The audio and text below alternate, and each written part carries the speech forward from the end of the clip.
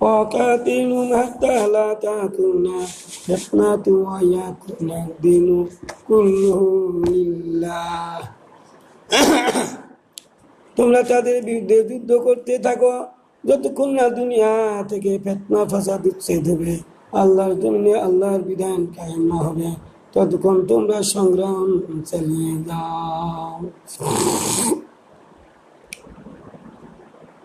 ইয়া আইয়ুহাল্লাযীনা আমানু হাল আদুল্লুকুম আলা তিজারাতিন তুনজিকুম মিন আযাবিন আলীম তু'মিনুনা বিল্লাহি ওয়া রাসূলিহি ওয়া তুজাহিদুনা ফি সাবিলিল্লাহি বিআমালিকুম ওয়া আনফুসিকুম যালিকুম খায়রুল লাকুম ইন কুনতুম তা'লামুন।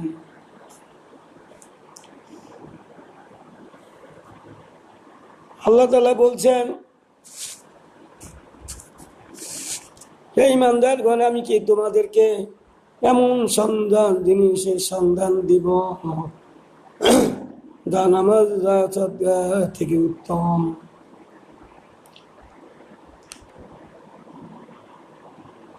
আল্লাহ বলেন, হে ঈমানদারগণ, আমি কি তোমাদেরকে এমন এক ব্যবসার কথা বলবো যে ব্যবসাটা তোমাদেরকে কষ্টদায়ক আযাব থেকে মুক্তি দিবে। সেই ব্যবসাটা হলো কি, তু'মিনুনা বিল্লাহি ওয়া রাসূলিহি ওয়া তুজাহিদুনা ফি সাবিলিল্লাহি বিআমওয়ালিকুম ওয়া আনফুসিকুম যালিকুম খায়রুল লাকুম ইন কুনতুম তা'লামুন। সেই ব্যবসাটা কি কষ্টদায়ক আযাব থেকে মুক্তি দিবে। সে ব্যবসাটা কি? সে ব্যবসাটা হলো তোমরা আল্লাহ এবং রাসূলের উপর ঈমান আনবে, বিশ্বাস করবে এবং তোমাদের জান এবং মাল দিয়ে অন্যায়ের বিরুদ্ধে সংগ্রাম করবে। এটাই তোমাদের জন্য মঙ্গল, যদি তোমরা বুঝো। এই কাজটা যারা করে এটাই সর্বোত্তম। এই কাজগুলা যারা করে, অন্যায়ের বিরুদ্ধে যারা জিহাদ করে, যুদ্ধ করে, লড়াই করে, আল্লাহ বলছেন ইয়াগফিরু লাকুম, মাফ করে দিবেন গুনাহ সমূহ, ওয়ায়াদখিলকুম জান্নাতিন তাজরি মিন তাহতিহাল আনহারু মাসাকিন তাইয়্যিবাতান ফি জান্নাতি আদিন। আল্লাহ বলেন, তাদের গুনাহ খাতাগুলো মাফ করে দিবেন, তাদের দাখিল করবেন জান্নাতে যার পাদদেশে নদী প্রবাহিত, সেটাই স্থায়ী হবে। এটাই তাদের জন্য মহা সাফল্য। তাহলে আল্লাহ নিজেই বলে দিলেন গুনাহ মাফ কিভাবে হবে। যারা যুদ্ধ জিহাদ করে তাদের গুনাহ খাতাগুলো মাফ হয়ে যাবে, আল্লাহ মাফ করে দিবেন। শুধু সব গুনাহ মাফ হয়ে যাবে, আল্লাহ মাফ করে দিবেন। আল্লাহ ওয়াদা করলেন সূরা সফে। আল্লাহ বলছেন, তোমরা কেন যুদ্ধ করবে না, কেন আল্লাহর পথে খরচ করবে না? ওই যে জান এবং মাল দিয়ে যুদ্ধ করার কথা বলা হয়েছে, জানও দিবেন, যুদ্ধ করবেন। আবার টাকা কেন লাগবে? টাকা এই কারণে লাগবে, যুদ্ধ জিহাদে গেলে আহত হবেন, গরিব মানুষ যুদ্ধে যাবে, তাদের বাড়ির খাওয়া নাই, তাদের বাড়ির খাওয়ার ব্যবস্থা করে দিতে হবে, নাহলে তারা কিভাবে যুদ্ধ করবে, কিভাবে তোমাদের সঙ্গী সাথী হবে। ধনী মানুষদেরকে জান মাল দিয়ে জিহাদ করার কথা বলা হয়েছে, গরিবদেরকেও বলা হয়েছে, তারাও দিবে, তারা দিবে, সংখ্যায় কম দিবে, অল্প দিবে। জান মাল দিয়ে সংগ্রাম যারা করবে, আল্লাহ বলছেন তাদের গুনাহ খাতা মাফ করে দেওয়া হবে, তাদের দাখিল করা হবে জান্নাতে যার পাদদেশে নদী প্রবাহিত, সেটাই স্থায়ী হবে। এটাই তাদের জন্য মহা সাফল্য। তাহলে ভাইরা আমার, তাহলে যুদ্ধ জিহাদ অন্যায় বিরুদ্ধে করতে বলছে। যতক্ষণ অন্যায় থাকবে, ফিতনা ফাসাদ থাকবে, তাদের বিরুদ্ধে যুদ্ধ জিহাদ করতে হবে, ফিতনাকে উচ্ছেদ করে দিতে হবে। আপনি যদি এখন বলেন এখন তো ইমান টিকে রাখাই দুষ্কর, ইমানটা টিকে নিয়ে থাকি, কিন্তু আপনারা তো জিহাদের ময়দানে আসেন নাই। ওই সমস্ত লোকদের মুখেই তো আমরা এই কথাগুলি শুনি, যারা যুদ্ধ জিহাদ পছন্দ করে না, যারা আল্লাহর পথে খরচ করার কথা ভালো মনে করে না। ওই লোকগুলাকে যখন বলা হয় তখন বলছে দুনিয়াটাতে ফিতনা ফাসাদ ছড়িয়ে পড়ছে, মানুষগুলো খারাপ হয়ে গেছে, মানুষগুলো বেঈমান হয়ে গেছে, মানুষগুলো তাদের ইনসাফ হারিয়ে ফেলছে। এই সময় ইমান বাঁচে রাখাই দুঃসাহস।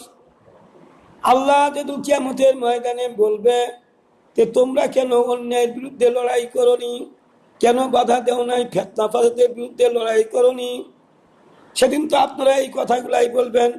ইমান টিকে রাখাই বড় দুষ্কর, আমি বাঁচলেই হয়, আমি নিজে বাঁচলে তো সব কিছু হয়ে যাবে, অন্যরা সে কী করছে করুক, এই কথা বলেই তো আপনারা পাশ কাটিয়ে যান। আল্লাহ তো সেদিন ধরবে। তো যারা কাফের তারা তো যুদ্ধ করছিল, আমারও তো জীবনটা, ওরা তো আল্লাহর পথে করে নাই, ওরা তো তাগুতের পথে করেছে। আলাম তারা ইলাল্লাযীনা ইযা কিলা লাহুম কুফু আইদিয়াকুম আকিমুস সালাতা ওয়া আতুজ যাকাতা ফালাম্মা কুতিবা আলাইহিমুল কিতালু ইযা ফারিকুম মিনহুম ইয়াখশাউনা আন-নাসা কাখাশিয়াতিল্লাহ আশাদ্দ খাশিয়াতা কালু রাব্বানা লিমা কাতাবতা আলাইনাল কিতাল লাউলা আখখারতানা ইলা আজালিন কারীব কুল মাতাউদ দুনিয়া কালিল। ৭৭ নম্বর আয়াত সূরা নিসার। এখানে আল্লাহ বলছে যে তোমরা যুদ্ধ করো, তোমরা কি তাদেরকে দেখো নাই? যখন তাদের উপর যুদ্ধের বিধান দেওয়া হলো তখন তারা ভয় করতেছিল, যেমন আল্লাহকে ভয় করার মতো ভয়ে অস্থির হয়ে গেছিল। এমনকি আমার কাছে প্রার্থনা করেছিল যে আল্লাহ কেন আমাদের উপর যুদ্ধ চাপিয়ে দিলে, আমাদেরকে সময় দাও, আমরা একটু আনন্দ ফুর্তি করি, তারপর না হয় শেষে দেখা যাবে। আল্লাযীনা কাফার আল্লাযীনা আমানু, আয়াতটা আমার স্মরণে আসতেছে না। এর অর্থ হলো মুমিনেরা যুদ্ধ করে, মুমিনেরা যুদ্ধ করে আল্লাহর পথে, কাফিররা যুদ্ধ করে শয়তানের পথে, কাফিররা যুদ্ধ করে শয়তানের পথে। তাহলে মুমিন যারা হবে তারা তো আল্লাহর পথে যুদ্ধ করবে। আল্লাহ তো নিজেই বলছে, তা আপনি যুদ্ধ না করে হাত মুড়িয়ে বসে থাকবেন, তা কি করে হয়? আল্লাহ বলছে তোমরা আল্লাহর পথে কেন ব্যয় করবে না? ওয়ামা লাকুম আল্লা তুনফিকু ফি সাবিলিল্লাহি ওয়া লিল্লাহি মিরাসুস সামাওয়াতি ওয়াল আরদ। সূরা হাদীদের 10 নম্বর আয়াত। তোমরা আল্লাহর পথে ব্যয় করবে না কেন? আকাশমণ্ডলী পৃথিবী তো আল্লাহর, তো তোমরা কেন যুদ্ধ জিহাদ করবে না? আল্লাহ হুকুম করতেছে তোমরা কেন করবে না? আর আল্লাহ যুদ্ধ জিহাদে গেলে আল্লাহ মাফ করে দিবেন, ক্ষমা করে দিবেন গুনাহ সমূহ।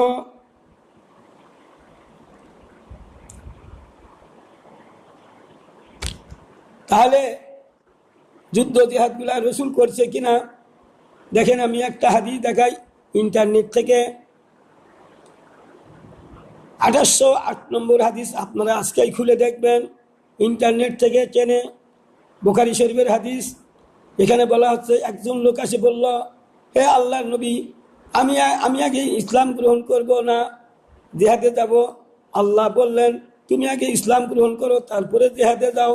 লোকটি ইসলাম গ্রহণ করলো, জিহাদে গেল, তারপরে সে মারা গেল। আল্লাহ নবী বলেন লোকটা সামান্য কাজ করে সে জান্নাতি হয়ে গেল। তাহলে দেখেন লোকটি এক ওয়াক্ত নামাজ পড়লো না, এক রাকাত নামাজ পড়লো না, কলমা পড়লো আর জান্নাত পেয়ে গেল। কোনো কিছুই তাকে করতে হলো না, নামাজও পড়তে হলো না। তাহলে আপনাদের বুঝতে হবে জিহাদের কত মূল্য, অন্যায় কাজে বাধা দেওয়া কত মূল্য।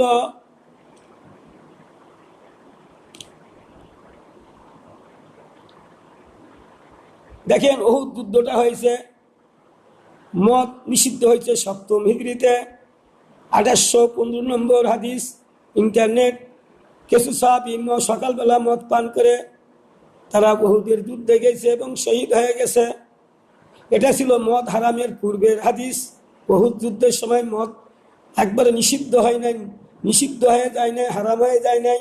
তখন বলা হয়েছিল যে এমন নেশা করো না যা তোমরা ভুলে যাও, মদ এমন খেও না যাতে করে তোমরা জ্ঞান হারিয়ে ফেলো। খাবে কিন্তু জ্ঞান হারিয়ে ফেলবে এরকম খাবে না। তবে নিষিদ্ধ ছিল না। তো এই লোকগুলা জিহাদে গিয়েছিল 3য় হিজরিতে, তারা শহীদ হয়ে গেছে।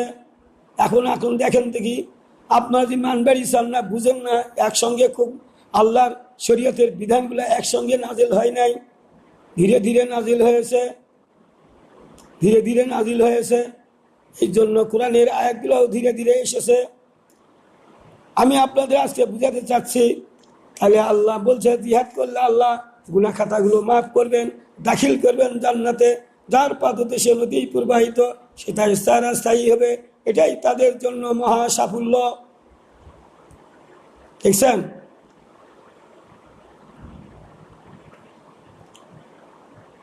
তো জিহাদ যুদ্ধে থাকলে গুনাহ খাতা মাফ হবে। এখানে একবার কলমা পড়ে, 20 বার 100 বার কলমা পড়ে আসমান জমিনের ফাঁকা জায়গাগুলো পূরণ হয়ে গেল, আর জান্নাত ওয়াজিব হয়ে গেল। আর এখানে খালি আসলো আর ঈমান গ্রহণ করলো আর জিহাদে গেল, মারা গেল, আর সে জান্নাতি হয়ে গেল। এগুলার সব অনেক, এত আমল করতে হবে না। একটা সকাল একটা সন্ধ্যা আল্লাহর রাস্তায় ব্যয় করলে পৃথিবীর সকল সম্পদ থেকে উত্তম। জিহাদের উদ্দেশ্যে বান্দার একটা সকাল একটা সন্ধ্যা আল্লাহর রাস্তায় ব্যয় করা পৃথিবীর সকল সম্পদ থেকে উত্তম। তাহলে একটা সকাল একটা সন্ধ্যা যুদ্ধ করলে তাহলে পৃথিবীর সকল সম্পদ থেকে উত্তম। তাহলে একজন জিহাদকারীর পরের ঋণ মাফ হবে না। তাহলে এরা কিভাবে জান্নাতে যাবে? এরা এইভাবে জান্নাতে যাবে, একজন ব্যক্তি কত টাকা ঋণ থাকে তার, ধরেন 10 লাখ, 12 লাখ, 2000, 5000, 4000, 3000, 15000, 20000, 1 বিঘা 2 বিঘা জমি হয়তো অন্যায়ভাবে নিছে, এই ধরনের লোক থাকতে পারে, বা 4 বিঘাও নিছে, এরকমও থাকতে পারে। তো এখানে একটা সকালে একটা সন্ধ্যা যদি ব্যয় করে, আল্লাহ বলছে পৃথিবীর সকল সম্পদ এর মূল্য থেকেও অধিক তার সব আমলনামায় দেওয়া হবে। তাহলে সে ব্যক্তি কিয়ামতের ময়দানে তার আমলনামা থেকে ওই সমস্ত সবগুলো কেটে কেটে দিবেন, দিয়ে শোধ করে দিয়েও তাদের নেকি থাকবে, তারা জান্নাতে যাবে। যারা শহীদ হয়ে যাবে তারা আসলেই শহীদ হয়ে গেছে, যত ঋণ থাকে একটা গেলে সব পরিশোধ করে জান্নাতে যেতে সক্ষম হবে। আল্লাহ নবী বলেন, তরবারির ছায়া নিচে, এই তোমরা শোনো, তরবারির ছায়া তলে জান্নাত। এই হাদিসগুলো দেখা পান কওমি ভাইরা, দেখতে পান? দেখেন আল্লাহ বলছে তরবারির ছায়া তলেই জান্নাত। হাদিস হলো ইন্টারনেটের বুখারী শরীফের 2818 নম্বর হাদিস। ইন্টারনেটে বুখারী শরীফের হাদিস নম্বর 2818 নম্বর হাদিস, আপনারা খুলে দেখবেন। তাহলে জিহাদের কত মূল্য, কত দাম, সেই জিহাদ আমরা করি না। সেই জিহাদ দেখলে শুনলে, ওই জিহাদ মানে কি? মানে যুদ্ধ জিহাদ মানে জিহাদ মানে বাধা দেওয়া, অন্যায় কাজ বন্ধ করে দেওয়া, প্রচেষ্টা চালানো। এগুলা করতে গিয়ে যদি কেউ আমাদের উপর হামলা চালায়, তাহলে আমরা হামলা চালাবো, তাহলে জিহাদ শুরু হয়ে গেল। মানে জিহাদের প্রথম স্টেপ হলো বাধা দেওয়া, মানা করা, অনুরোধ করা, যেগুলা করবে না, খারাপ কাজ, এগুলা যেগুলো আমরা বলি, তাহলে তারা যদি আমাদের উপর বাধা দেয়, আমাদেরকে যদি মারে, তাহলে আমরাও তাদেরকে মারবো। যারা আয়াত আছে না, যাহারা যেখান থেকে তোমাদেরকে বহিষ্কার করছে, তোমরাও তাদেরকে সেইখান থেকে বহিষ্কার করো। তাহলে যেখান থেকে বহিষ্কার করছে মক্কা ভূমি থাকে, তাহলে মক্কা ভূমি থেকে আমরা দখল করতে যাই, যুদ্ধ হবে না? তা আল্লাহ কি বলছে, যেখান থেকে তোমাদেরকে বহিষ্কার করছে তোমরাও তাদেরকে সেইখান থেকে বহিষ্কার করে দাও। তাহলে কত বড় যুদ্ধ হতে পারে, সেটাই করো। আল্লাহর অর্ডার হলো করো। আর যাহারা তোমাদের বিরুদ্ধে যুদ্ধ করে, তোমরাও তাদের বিরুদ্ধে যুদ্ধ করো। আমরা কারোর সঙ্গে তো এমনি যুদ্ধ করি নাই, তারা আমাদের সঙ্গে করছে। আমরা আল্লাহর কথা বলছি, ভালো কথা বলছি, মানুষকে সাম্যর দিকে নিয়ে আসতেছি, আর তারা বাধা দিচ্ছে। আমরা তো জিহাদ করিনি, তারা আমাদের সঙ্গে জিহাদ করছে, তারা আমাদের বাধা দিয়ে আমাদেরকে বাধ্য করছে জিহাদ করতে। ভাইরা আমার, এখন বুঝতে পারলেন জিহাদের কত মূল্য, আর কত আছে। আরে কত যুদ্ধ আছে, আমি তো একটা যুদ্ধের কথাই বললাম না। একজন ব্যক্তি যুদ্ধ করতে আসলো আর শহীদ হয়ে গেল, সে লোকটা যুদ্ধ জিহাদও করেনি, এই একও করেনি, নামাজও পড়েনি। কীরকম? ওক্কাইস নামে এক ব্যক্তি ছিল মক্কাতে, কিন্তু সুদের কিছু টাকা বাকি ছিল, কিন্তু তারা হিজরত করে মুসলমান হয়ে তারা হিজরত করে মদিনায় এসেছে। এখন ওক্কাইস যখন সব দিকে জয় জয়াকার দেখতেছেন ইসলামের, তখন তিনি বলছে আমিও মুসলমান হব, তবে ঋণ থেকে কেমনে মুসলমান হব, আমি যে সুদের টাকা ওরা পাবে এই টাকাটা তাদেরকে দেই। সে মদিনাতে আসলো, আর সেটা ছিল ওহুদের দিন। এই ওক্কাইস কী করলো জানেন? তার আত্মীয় স্বজনের বাড়িতে গেল, যাই বললো অমুক কোথায়, তো জিহাদের ময়দানে। অমুক কোথায়? জিহাদের ময়দানে। অমুক কোথায়? জিহাদের ময়দানে। সব বাড়ির কাছে শুনে সবাই জিহাদের ময়দানে যখন গেছে, তখন ওক্কাইসও ঘোড়া নিয়ে, তিনি তলোয়ার নিয়ে যুদ্ধের ময়দানে ছুটে গেলেন। যায় তার আত্মীয়ের সঙ্গে দেখা হলো, তখন বলল যে ওরা অমুক কোথায়, অমুক কোথায়। ওরা বলছে এগুলা বলার সময় নাই, তুমি কাফের, তুমি আমাদের দলে থাকবে, দাও আমাদের কাছ থেকে দূরে সরে চলে দাও। তখন ওই কথা না, আমি তো ইমান এনেছি, তো ইমান আনিছে, যুদ্ধের সময় এগুলো বিস্তারিত শোনার কোনো ছিল না, সময় ছিল না। তোমরা আমার কাছে সরে যাও, তুমি কি করছো, ইমান আনিছো না কি করছো সে তোমার ব্যাপার, তুমি অন্য চল যাও। আরেকজনের কাছে গেল, সেও বললো। তো এখন ওই সুদের টাকা দেওয়ার আর তার কোনো সুযোগও হলো না, আর যেহেতু সুদের টাকা লেনদেন আর হবে না, এগুলা তো এক হয়ে গেছে। তো এখন ওই ব্যক্তি ওক্কাইস যুদ্ধ চালিয়ে গেলেন, মুসলমানদের পক্ষ হয়ে যুদ্ধ চালিয়ে গেলেন, আর শহীদ হয়ে গেল। শহীদ হয়ে যায় না, আহত হইলেন। যখন আহত হইলেন, জুবাইর রাদিয়াল্লাহু তাআলা আনহু তিনি বাড়িতে আসলেন, তারও আত্মীয়, তার বোন ছিল বাড়িতে। তার বোনকে বললেন, তোমার ভাইয়ের কাছে শুনে দেখো কি জন্য আমাদের সঙ্গে সে যুদ্ধ করলো, উহুদ যুদ্ধে কি জন্য যুদ্ধ করলো। তখন তার ভাইকে জিজ্ঞাসা করলো, তুমি কেন যুদ্ধ করলে? তুমি কি নিজের প্রতিপত্তির জন্য যুদ্ধ করলে, না নিজের সম্মান খ্যাতির জন্য যুদ্ধ করলে, না আল্লাহর সন্তুষ্টি, আল্লাহকে সন্তুষ্ট করার জন্য যুদ্ধ করেছো, কোনটা? ওক্কাইস বলল, আমি কোনো কিছুর জন্য যুদ্ধ করি নাই, একমাত্র আল্লাহকে সন্তুষ্ট করার জন্য জিহাদ যুদ্ধ করেছি। তারপরে সে মারা গেল। রসুলকে বলা হলো, রসুল বলল সে জান্নাতি। তাহলে একক তো সে নামাজ পড়েনি, একক তো তাকে কষ্ট করতে হয় না নামাজের জন্য, শুধু খালি জানটা দিয়ে দিল জিহাদের ময়দানে, আর সে জান্নাতি হয়ে গেল। ভাইরা আমার, যুদ্ধ জিহাদগুলা, অন্যায় কাজে বাধা দেওয়াগুলা কত সবের ব্যাপার, এদের ওজন অনেক। আমি উদাহরণ দিয়ে এইরকমভাবে বলি যে এক বস্তা যদি লোহা ভর্তি করো আর এক বস্তা যদি তুলা ভর্তি করো, তাহলে কোনটা ভারী হবে?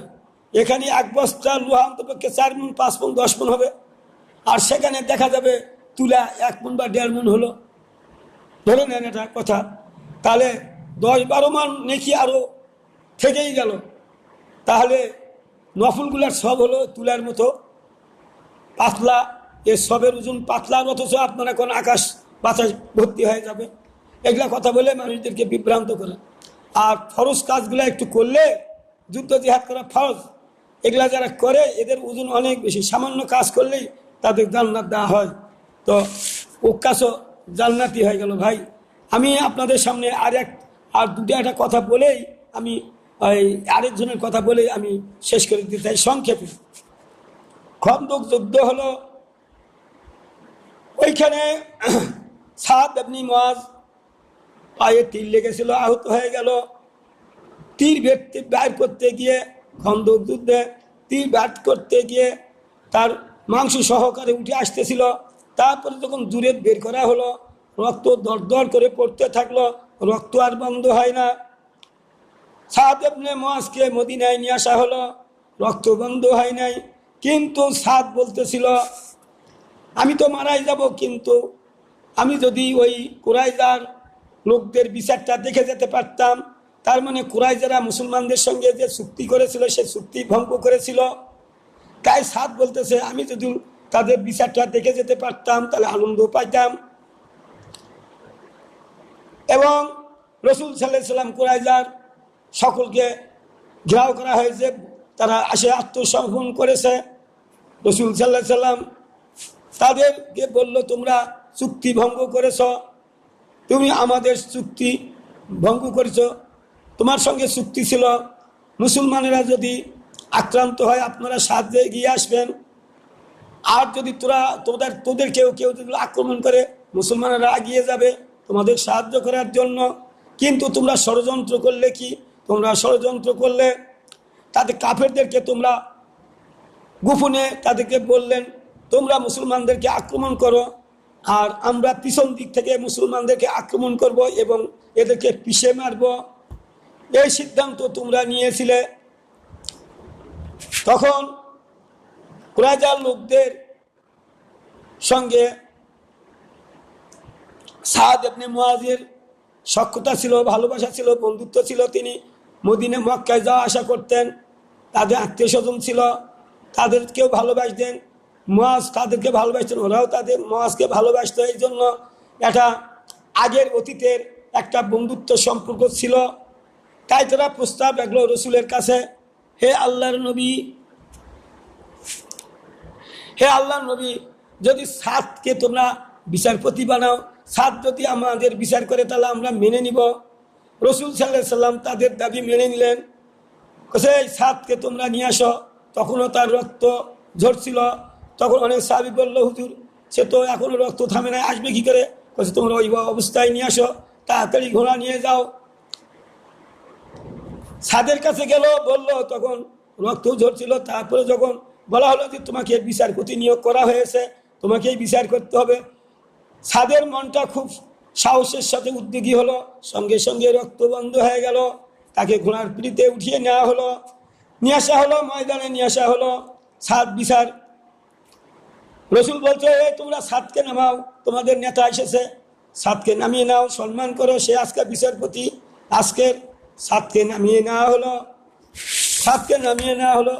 সাদকে বলা হলো, এই বনি কুরাইজা যে বিশ্বাসঘাতকতা করেছে, এই বনি কুরাইজের লোকেরা যা আমাদের সঙ্গে বিশ্বাসঘাতকতা করছে, এ সাদ তুমি বিচার করো। রসুল সাল্লাল্লাহু আলাইহি সাল্লাম বললেন, সাক্ষী প্রমাণ হলো, হয় তারা বিশ্বাসঘাতকতা হিসেবে প্রমাণিত হলো কুরাইজার লোকেরা।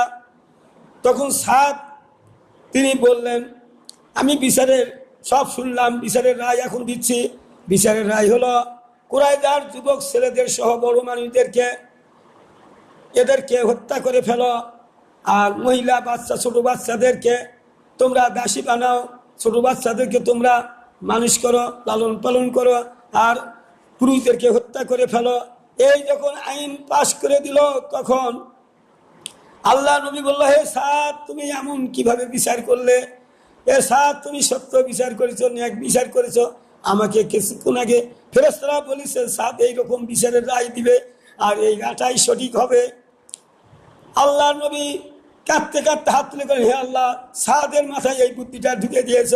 হে আল্লাহ, সে সঠিক বিচার ফয়সালা করেছে। আর ওই কুরাইজার লোকেরা মাথায় চাপড়াতে চাপড়াতে কাঁদতে কাঁদতে বলল, হে সাদ, আমরা মনে করেছিলাম তোমার সঙ্গে আমাদের বন্ধুত্ব খ্যাতি ছিল, বন্ধুত্ব ছিল, আত্মীয়তার সম্পর্ক ছিল।